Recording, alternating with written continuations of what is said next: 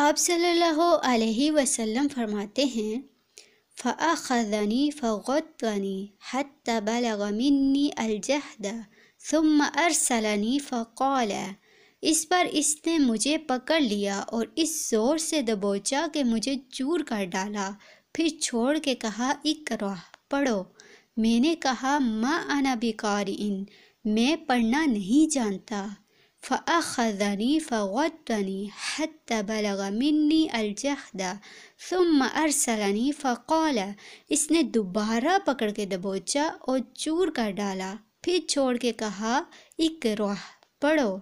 فَقُلْتُ مَا أَنَا بِقَارِئٍ میں نے کہا میں پڑھا ہوا نہیں ہوں۔ فَأَخَذَنِي فَغَطَّنِي الثَّالِثَةَ ثُمَّ أَرْسَلَنِي فَقَالَ اس نے تیسری بار دبوچا اور کہا اقرأ بِاسْمِ رَبِّكَ الَّذِي خَلَقَ پڑھ اپنے اس پروردگار کے نام سے جس نے پیدا کیا۔ خلق الانسان من علق انسان کو لوتھڑے سے پیدا کیا۔ اقرأ وربک الاکرم پڑھ تیرا رب بڑا کریم ہے۔ الذی علم بالقلم جس نے قلم کے ذریعے سے علم دیا۔ علم الانسان ما لم يعلم انسان کو وہ بات سکھائی جسے وہ جانتا نہ تھا۔ ان آیات کو لے کے رسول اللہ صلی اللہ علیہ وسلم واپس ہوئے۔ آپ کا دل کانپ رہا تھا۔ حضرت خدیجہ رضی اللہ عنہا کے پاس پہنچ کے فرمایا زملونی زملونی مجھے چادر اڑا دو مجھے چادر اڑا دو۔ انہوں نے چادر اڑا دی یہاں تک کہ دہشت جاتی رہی۔ پھر حضرت خدیجہ رضی اللہ عنہا کو واقعہ سنا کر فرمایا لقد خشیت علی نفسی مجھے اپنی جان کا ڈر لگتا ہے۔ انہوں نے کہا کلا واللہ ما یخزیک اللہ ابدا انک لتصل الرحم وتحمل الکل وتکسب المعدوم وتقری الضعیف وتعین علی نوائب الحق اللہ کی قسم ایسا ہرگز نہیں ہو سکتا، اللہ آپ کو کبھی رسوا نہیں کرے گا۔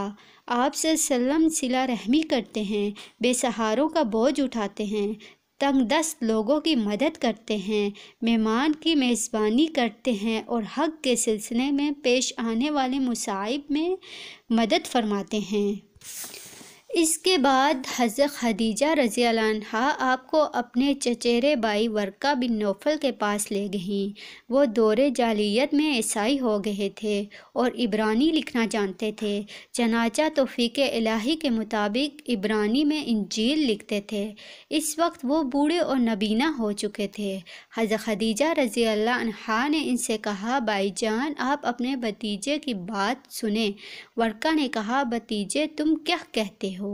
آپ صلی اللہ علیہ وسلم نے جو کچھ دیکھا تھا بیان کر دیا۔ ورقہ نے کہا یہ تو وہی لانے والا فرشتہ ہے جو موسیٰ علیہ السلام پر نازل ہوا تھا، کاش میں اس وقت جوان ہوتا، کاش میں اس وقت تک زندہ رہتا جب آپ صلی اللہ علیہ وسلم کی قوم آپ کو نکال دے گی۔ رسول اللہ صلی اللہ علیہ وسلم نے فرمایا تو کیا میری قوم مجھے نکال دے گی؟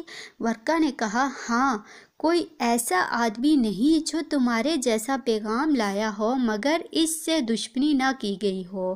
اگر میں نے تمہارا وہ دن جس دن تمہاری قوم تمہیں مکہ سے نکالے گی پا لیا تو میں تمہاری زبردست مدد کروں گا۔ اس کے بعد ورقہ جلد ہی فوت ہو گئے اور وہی رک گئی۔